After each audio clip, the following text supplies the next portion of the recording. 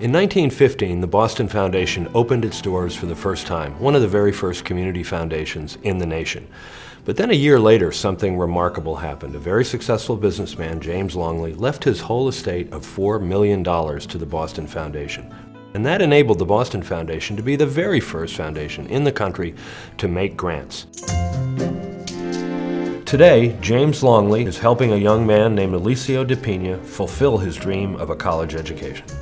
Eliseo is part of Success Boston, which helps graduates of the Boston Public Schools not only get into college, but complete college, a goal too many of Boston's graduates fail to reach. Thanks to the Permanent Fund for Boston, the Foundation is a major partner and funder of Success Boston, which matches students like Eliseo with coaches like Danny Rivera. Eliseo has really pushed hard. I mean, he came in and started in ESL classes and has pushed through to graduate still in 2 years. I had a dream, and it was fading away, and you receiving this phone call that you can do it, and it's like you grab a piece of your dream and live with it. It feels pretty unique, and feel the change that you change in your life. It's pretty unique. Thank you.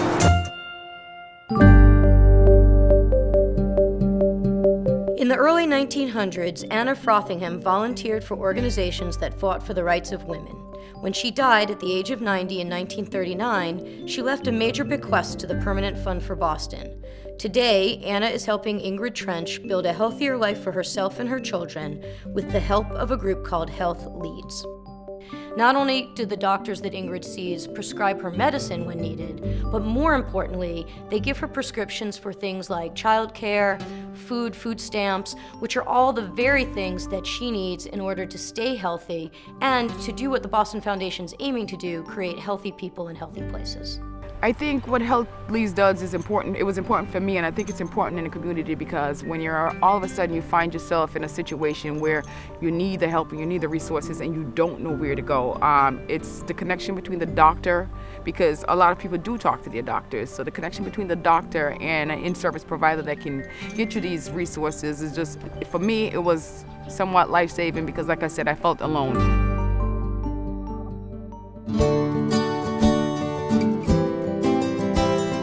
Edward Glines was born in Somerville in 1849. He fought in the Spanish-American War, then went on to serve as a Massachusetts state representative, a state senator, and finally as mayor of Somerville. When he died in 1939, he left a major bequest to the Permanent Fund for Boston. Today, Edward is helping Karen Furtado achieve her dream of becoming a nurse. I had my first child when I was like 18 years old and I couldn't finish school. He was premature and I stayed home for about a year to take care of him. I had the distinct pleasure of hearing Karen Furtado share her story at the Jewish Vocational Service graduation of the Bridges to College program. This program helped Karen pursue her dream of becoming a nurse. This is a great example of the types of programs the Boston Foundation chooses to invest in because they help stabilize families and individuals and move them on a path to economic self-sufficiency. Bridges to College is like a pre-college course, and they help you with pre-college math and pre-college reading and writing. And they get you up to par so that when you take the college placement test, you'll test in the credit courses.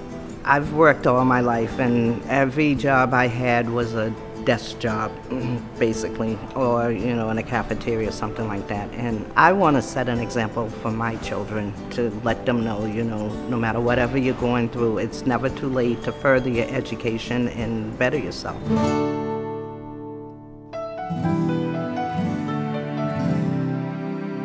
The brief stories you've just heard, all of the lives that have been changed, could not have happened without the Permanent Fund for Boston and the many people who have left bequests to this fund. I'm Grace Fay, and I'm proud to be co-chairing an important effort to strengthen the Permanent Fund for Boston between now and 2015, when the Boston Foundation celebrates its 100th anniversary. My husband Ted and I have included a bequest to the Permanent Fund for Boston in our estate planning. We did this with the confidence that these resources will always be used wisely and always be used to address the critical challenges facing our community. James Longley's bequest is still at work today. What will you be doing in 100 years?